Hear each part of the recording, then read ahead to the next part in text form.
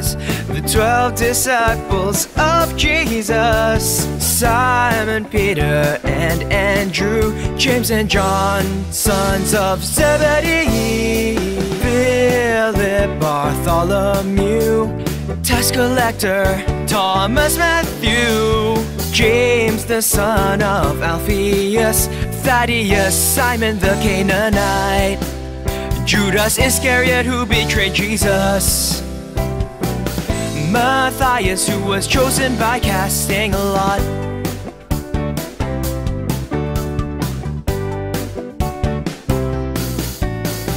Let's all memorize the 12 disciples of Jesus: Simon, Peter, and Andrew, James and John, sons of Zebedee, Philip, Bartholomew, tax collector, Thomas, Matthew, James the son of Alphaeus, Thaddeus, Simon the Canaanite, Judas Iscariot, who betrayed Jesus, Matthias, who was chosen by casting a lot. Simon, Peter, Andrew, James, and John, sons of Zebedee, Philip, Bartholomew, tax collector, Thomas, Matthew, James the son of Alphaeus, Thaddeus, Simon the Canaanite, Judas Iscariot, who betrayed Jesus, Matthias, who was chosen by casting a lot.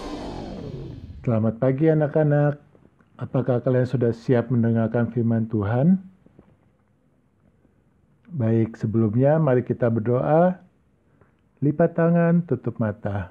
Kita berdoa. Bapa yang baik yang bertata di kerajaan surga, kami bersyukur untuk hari ini, di hari yang Engkau berkati, di mana kami dapat masuk di hari Sabat-Mu yang kudus. Walaupun kami beribadah melalui online, izinkan ibadah kami ini bisa membuat hati Bapa senang. Kami berdoa agar Bapa menyertai kami semua untuk tetap hidup di dalam firman Tuhan, dan kami bisa dapat segera beribadah kembali di gereja-Mu. Saat ini kami mau mendengarkan firman Tuhan. Tolong bantu kami untuk fokus dalam mendengarkan firman-Mu. Usir segala yang jahat yang akan mengganggu kami saat mendengarkan firman Tuhan.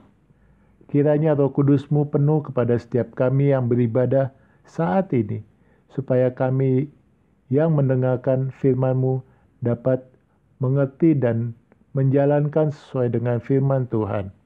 Terima kasih Bapa, di dalam nama Tuhan Yesus kami berdoa. Amin. Sekarang mari kita buka Alkitab kita. Kita baca bersama Kisah Para Rasul 1 ayat 8. Kisah Para Rasul 1 ayat 8. Sudah dapat semuanya? Mari kita baca bersama-sama. Kisah Para Rasul 1 ayat 8. Tetapi kamu akan menerima kuasa kalau Roh Kudus turun ke atas kamu, dan kamu akan menjadi saksiku di Yerusalem, dan di seluruh Yudea dan Samaria dan sampai ke ujung bumi. Amin. Hari ini kita berada di hari Pentakosta, dan Pentakosta ini dirayakan 50 hari setelah hari Paskah. 40 hari setelah kebangkitan Tuhan Yesus, dia terangkat ke surga. Sebelum dia terangkat ke surga, Tuhan Yesus dan murid-muridnya duduk dan makan di sebuah rumah di Yerusalem. Dan inilah terakhir Yesus bertemu dengan murid-muridnya. Karena tidak lama lagi Yesus akan kembali ke rumah Bapa di surga. Dan Tuhan Yesus mengerti pikiran murid-muridnya. Ia tahu murid-muridnya merasa takut. Tetapi Tuhan Yesus menatap mereka dengan kasih sayang dan berkata, "Kalian tidak perlu takut, dan kalian jangan kemana-mana. Tunggulah di Yerusalem sampai aku mengirim Roh Kudus yang telah kujanjikan itu." Setelah murid-murid mendengar apa yang dikatakan malaikat di saat sesudah Tuhan Yesus terangkat di surga, murid-murid pun kembali ke Yerusalem dengan sukacita. Dan di jalan pastinya mereka bernyanyi pujian kan? Nah, pada saat mereka berjalan, ya Yohanes pun bertanya kepada Petrus, Petrus, apa yang akan kita lakukan sekarang? Apa jawab Petrus? Kita akan berdoa. Dan murid yang lain pun bertanya, di mana Petrus? Di rumah seorang teman, jawab Petrus. Kita semua akan pergi ke sana. Kita berdoa di ruangan atas. Ruangan itu besar dan sepi. Dan tidak akan ada yang mengganggu kita di sana. Dan sesampainya mereka di kota, mereka pergi ke rumah teman yang dikatakan Petrus tadi. Mereka naik ke ruangan atas, mereka membersihkan ruangan tersebut, menggelar tikar, dan mempersiapkan untuk mereka berdoa. Dan tidak lama kemudian pun, banyak orang yang datang dan naik ke ruangan atas tersebut. Dan semua murid-murid Tuhan Yesus ada di sana. Kecuali siapa? Ya, kecuali Yudas. Dan keesokan harinya, ruangan tersebut telah disiapkan kembali. Dan banyak yang datang ke rumah itu. Ada beberapa teman Yesus, bahkan beberapa wanita, di antaranya ibu dan saudara Tuhan Yesus. Di ruangan atas mereka bernyanyi dan memuji Tuhan. Mereka mengingat perkataan Tuhan Yesus di saat mereka berdoa. Dan menjelang sore hari, murid yang lain pun berkata, kita kumpul lagi ya besok. Dan yang lain pun menjawab, ya, kami akan datang lagi. Keesokan paginya, matahari bersinar dengan terang. Penduduk kota Yerusalem sibuk dengan pekerjaannya. Tetapi murid-murid Tuhan Yesus sibuk untuk menyiapkan diri pergi ke persekutuan doa. Beda kan dengan penduduk Yerusalem. Dan hal ini sudah 3 hari mereka lakukan, berkumpul bersama-sama dan berdoa. Setelah selesai, si Petrus pun bertanya, siapa yang akan datang lagi besok? Dan dengan serentak mereka menjawab, kami semua akan hadir lagi. Dan benar adanya, keesokan harinya pun mereka datang lagi untuk berdoa. Mereka berdoa dengan tekun, walaupun mereka lelah. Karena mereka yakin bahwa suatu hari nanti doa mereka akan dijawab. Dan hari ini adalah tepat 50 hari setelah Paskah. Dan mereka sedang merayakan hari raya pengucapan syukur yang dirayakan setahun sekali. Orang-orang datang ke Yerusalem. Mereka datang dari seluruh pelosok negeri dan bahkan datang dari luar Palestina. Ada yang datang dengan kapal dan berjalan kaki ratusan kilometer untuk mereka sampai ke Yerusalem. Mereka datang dengan membawa buah sulung untuk bersyukur kepada Tuhan. Dan pada hari itu, murid-murid sedang berada di ruang doa. Dan ini adalah hari ke-10 setelah Tuhan Yesus kembali ke surga.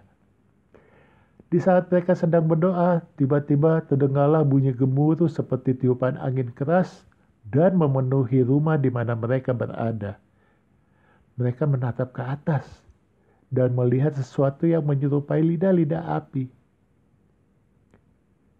Api berpisah dan lidah api turun di atas kepala orang-orang yang sedang berdoa itu tanpa membakar mereka. Roh Kudus yang dijanjikan oleh Tuhan Yesus sudah datang pada mereka. Mereka pun dengan sukacita memuji Tuhan dan menyanyikan pujian pada Tuhan karena telah menepati janjinya. Tetapi bukan hanya lidah api itu yang membuat mereka keheranan. Ada hal lain. Sesuatu mulai berkobar di dalam hati mereka. Ada sukacita besar, seperti sesuatu yang sangat baik akan terjadi. Pada murid merasa digerakkan untuk meninggalkan ruangan doa mereka dan keluar menceritakan kepada semua orang di Yerusalem tentang Tuhan Yesus dan apa yang telah Tuhan Yesus lakukan kepada mereka. Dan para murid pun keluar dari ruangan doa tersebut pergi ke bait suci, di mana pada saat itu sebagian besar orang berkumpul di sana. Mereka mulai berbicara sesuatu hal yang indah terjadi. Roh Kudus menolong mereka berbicara dalam berbagai bahasa yang belum pernah mereka pelajari. Mengapa? Karena ada banyak orang yang berkumpul di sana dan orang-orang tersebut berbicara dalam bahasa yang berlainan. Dan sekarang mereka dapat mengerti berita tentang Yesus dalam bahasa mereka masing-masing. Dan mereka pun sangat heran. Karena para murid bisa berbicara dalam bahasa asing. Misalnya, bahasa Persia, Arab, Yunani, dan sebagainya. Setiap orang yang datang dari negara lain dapat mengerti apa yang murid-murid bicarakan. Mereka bahkan bertanya satu dengan yang lain. Bagaimana mungkin mereka dapat berbicara dalam bahasa kita? Bukankah mereka ini berasal dari Galilea? Mereka belum mengetahui bahwa ini adalah pekerjaan Roh Kudus yang memberi mereka karunia berbahasa. Tetapi ada juga yang mengejek mereka dan berkata, mereka dapat melakukannya karena mereka mabuk anggur. Kemudian Petrus pun berdiri dan berkata, "Hai saudara-saudara sekalian, kami tidak mabuk anggur karena sekarang baru jam 9 pagi. Tidak mungkin ada orang mabuk sepagi ini. Apa yang kamu lihat ini adalah penggenapan janji Tuhan. Karena ketika Tuhan Yesus naik ke surga, Ia berjanji bahwa Ia akan mengirim Roh Kudus pada kami. Dan janji itu digenapi hari ini. Kamu sekalian kan telah menyalibkan Tuhan Yesus yang diutus oleh Allah. Tetapi Tuhan Allah sudah membangkitkan Dia dari antara orang mati. Sekarang Tuhan Yesus sudah kembali ke surga, di mana Allah menjadikan Tuhan Yesus Raja atas segala-galanya. Dan orang-orang yang mendengarkan Petrus pun terdiam. Tidak ada yang berani mengejek dia lagi. Bahkan Roh Kudus bekerja di dalam hati orang-orang yang mendengarkan Petrus, sehingga mereka menyadarkan dosa-dosanya dan bertobat. Dan orang-orang yang percaya pada apa yang diberitakan oleh Petrus dan bertobat dari dosa-dosanya dan datang untuk dibaptis dengan air. Kalian tahu jumlahnya? Ya, 3.000 orang. Luar biasa bukan? Jadi pada hari Pentakosta, Roh Kudus dicurahkan pada murid dan semua pengikut Tuhan Yesus di ruangan doa. Dan Roh Kudus juga bekerja di dalam hati orang yang mendengarkan. Sehingga banyak di antara mereka menyesal akan dosa-dosanya dan mereka dibaptis. Orang-orang yang dibaptis hari itu juga dibaptis dengan Roh Kudus. Jadi kedatangan Roh Kudus bukan saja untuk orang-orang di Yerusalem, tetapi untuk tiap orang yang akan dipanggil oleh Tuhan Allah kita. Kita semua yang beribadah saat ini juga dipanggil oleh Tuhan kan? Karena kita telah beribadah dengan hati yang rela, hati yang tulus ikhlas. Dan tentang janji Roh Kudus untuk kalian, mintalah. Maka Tuhan juga akan memberikan Roh Kudus kepadamu. Mungkin kalian bertanya apa yang dapat Roh Kudus perbuat bagimu.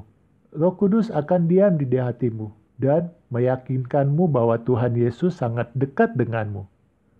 Roh Kudus akan mengingatkanmu akan semua yang kamu pelajari tentang Tuhan Yesus dan bahkan melakukan lebih banyak hal lagi bagimu.